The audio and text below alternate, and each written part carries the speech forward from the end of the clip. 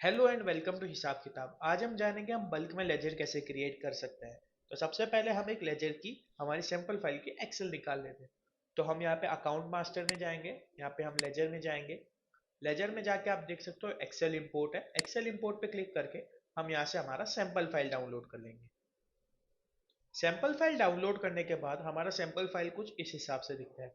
जैसे कि यहाँ पे आप देखेंगे तो सारे जो लेजर्स है वो सारे यहाँ पे क्रिएटेड है। जो नीचे है आप देख सकते हैं अनसिक्योर्ड लोन, जीएसटी, ये सारे जो है ये हमारे लेजर के ग्रुप्स है, वो अंडर हेड में आ चुके हैं। अभी इसके बाजू में आप देखेंगे तो अगर आप मेन एक्सेल पे देखेंगे तो जो रेड कलर के हेडिंग्स है वो हेडिंग्स एक्चुअली कंपलसरी होता है। वो हेडिंग्स के हिसाब से ही अपने सॉफ्टवेयर में हिसाब किताब में हम लेजर्स भी बना सकते हैं और उसी हिसाब से आगे जाके पार्टीज भी क्रिएट होती है। और इवन जो दूसरा कोई लेजर होता है तो उसमें भी जो रेड बॉक्स है वो हमेशा कंपलसरी रहता है। तो अगर हेडिंग में रेड बॉक्स दिखे तो उसे कंपलसरी फिल करना पड़ता है, वरना वो हमारा जो एक्सेल है उसे वो कैंसिल कर देता है। उसके बाद हम आगे जाएंगे तो सबसे ज़्यादा यूज़ किया हुआ एक्सेल में इंपोर्ट फॉर्मेट होता है, उसमें सबसे ज़्यादा यूज़ किया हुआ ग्रुप कस्टमर एंड सप्लायर को होता है। तो सप्लायर एंड कस्टमर का सेम ग्रुप होता है, सिर्फ अलग अलग हमने बाइफरकेट कर रखा है। तो दोनों की एक्सेल एकदम सेम टू सेम होती है। जैसे कि यहाँ पे ledger name as usual compulsory है। यहाँ पे जो जीएसटी आयन है उसमें अगर आप सिर्फ जीएसटी नंबर डाल देंगे तो उसके हिसाब से बिलिंग एड्रेस और शिपिंग एड्रेस ऑटोमेटिकली हमारे सॉफ्टवेयर में आ जाता है बेस्ड ऑन जीएसटी पोर्टल।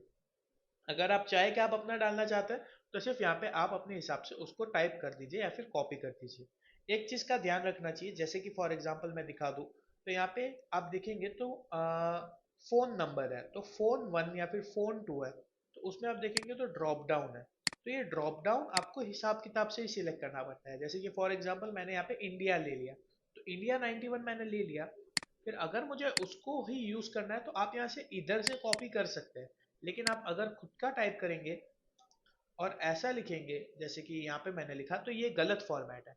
तो हमेशा आप ध्यान रखिए कि आप सिर्फ आई एन लिखेंगे तो यहाँ पे हमारा सॉफ्टवेयर ऑटोमेटिकली आपको एक्सेल में ऐसा दिखा देगा कि आपको इंडिया का 91 कोड यूज करना है फोन के लिए, तो आपको उसे एंटर करना है।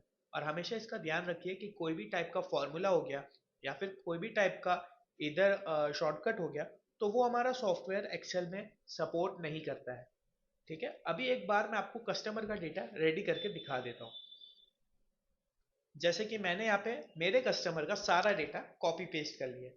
यहाँ पे आप देखेंगे तो जो कंपलसरी फील्ड है उसको तो मैंने नेसेसरीली फिल किया ही है। उसके बाजू में मैंने जीएसटी नंबर भी डाला है। यहाँ पे मुझे मेरा खुद का बिलिंग एड्रेस चाहिए था सारे कंपनीज में, तो मैंने वो अपने हिसाब से लिख लिया है। यहाँ पे मैंने billing country, billing state, billing city, इसमें आप जितना चाहो उतना आप डाल सकते हैं। अगर आपको कुछ कम ज्यादा करना है तो वो भी आप कर सकते हैं, इसमें कोई भी कंपल्शन नहीं है। सिर्फ जो भी रेड बॉक्स एक्सेल में है वो कंपल्शन है।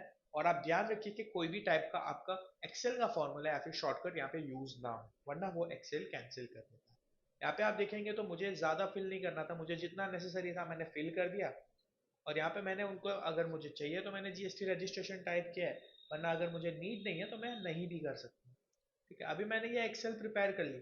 अभी मुझे सिर्फ इसे इंपोर्ट करना है, तो एक बार हम इसे इंपोर्ट करके देखते हैं। ठीक है, सबसे पहले मैंने इसको सेव कर लिया। अभी मैं हिसाब किताब में गया, हिसाब किताब में मैंने फाइल चूज की।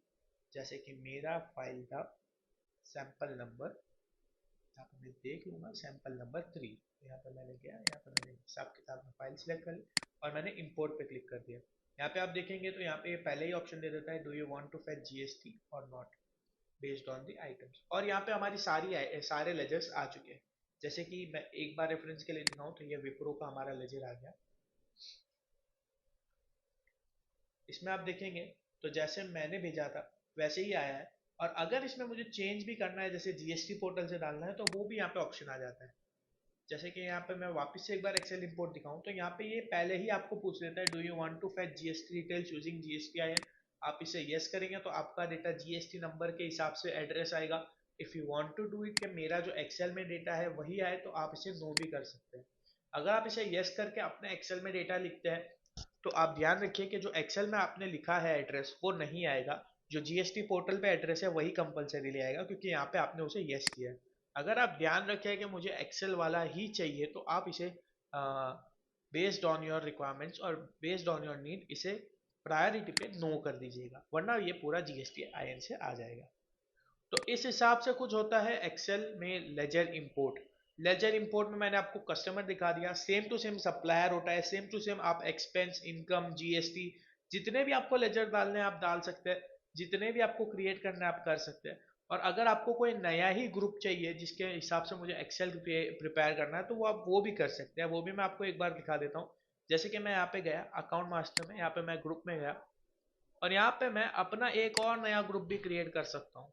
फिर वो ग्रुप क्रिएट करने के बाद आने वाली एक्सेल में वो इंक्लूडिंग अदर ग्रुप्स यहाँ पे शो कर देगा इन दिस लाइन। ओके, इस हिसाब से कुछ हिसाब किताब में एक्सेल इंपोर्ट होता है। तो ध्यान रखिए कि रेड कलर इज कंपलसरी, कोई भी फॉर्मूला नहीं और कोई भी शॉर्टकट नहीं। और अगर आपको फिर भी कोई क्वेरी हो अपने एक्सेल के हिसाब से तो आप हमारी सपोर्ट को टीम को कॉल कर सकते हो और वो आपका एक बार डेटा चेक करके आपको अप्रूवल दे सकते हैं इंपोर्ट के लिए। Okay, thank you.